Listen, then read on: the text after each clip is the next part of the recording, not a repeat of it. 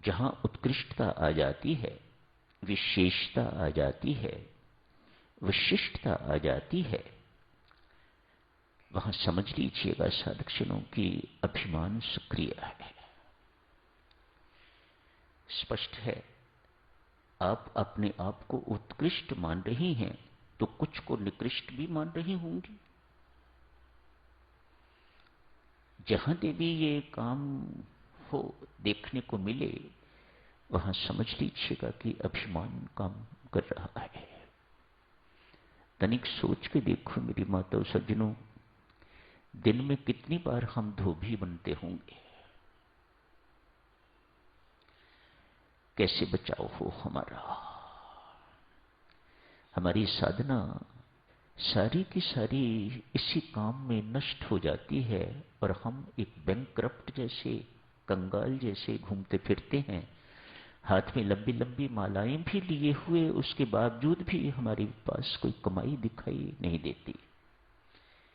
कमाई तो वत्स अपना रंग दिखाती है। कमाई तो भीतर बाहर से आपको परिवर्तित कर देती है। यदि कमाई भीतर से आपको मालामाल रंगारंग कर देती है तो बाहर से भी आपको रंगीला बना देते हैं।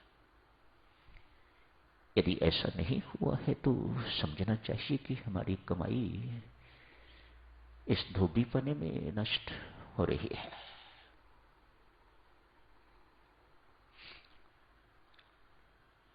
मुझे प्रार्थना के कक्ष में भेजा गया है तो कोई कारण होगा। इतनी उच्च सेवा परमेश्वर की कृपा से मिलने के बाद यदि सोच इस प्रकार की हो जाए तो कितने दुर्भाग्य की बात है। आपको किसी को कहा जाए आप अपना जीवन प्रार्थनामय बनाइएगा, हर एक को भी कहा जाता है, बेहतर यही है यहीं बैठ के जो कहना है सो कह लो। किसी इंडिविजुअल को कहना मानो मुझे पश्चाताप करना पड़ता है बाद में, ये मैंने क्या कर दिया। जिस इंडिविजुअल को किसी को कह दिया वह तो मेरे सिर पर नाचेगा।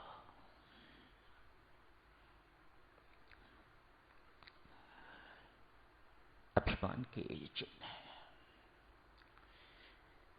संत गुरु परमात्मा सेवा सौंपता है ताकि आप इस सेवा को सोपान बना के तो परमात्मा के महल तक पहुंच सको। सेवा इसलिए सौंपी जाती है कि आपका अभिमान गलित होता होता खत्म हो जाए, मिट जाए। लेकिन यदि ये सेवा अभिमान का कारण बन जाए तो कैसे दुर्भाग्य की बात है। जहां देवियों सज्जनों याद रखना, तनिक भी आपके अंदर किसी भी प्रकार की उत्कृष्टता का भाव आ जाए,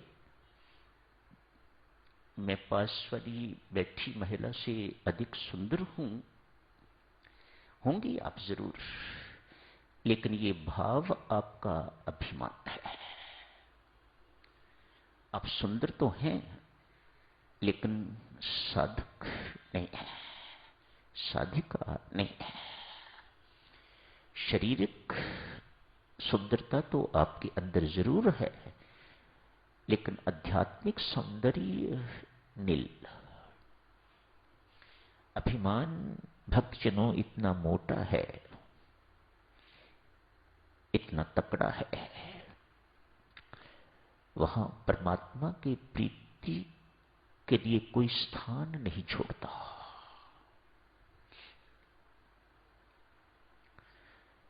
सब विकार जितने भी हैं उनके होते हुए परमात्मा का मिलन हो सकता है।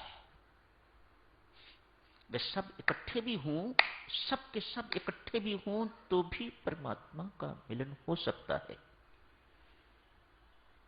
अभिमान अकेला ही पर्याप्त है, वह कभी परमात्मा से मिलन नहीं होने देगा।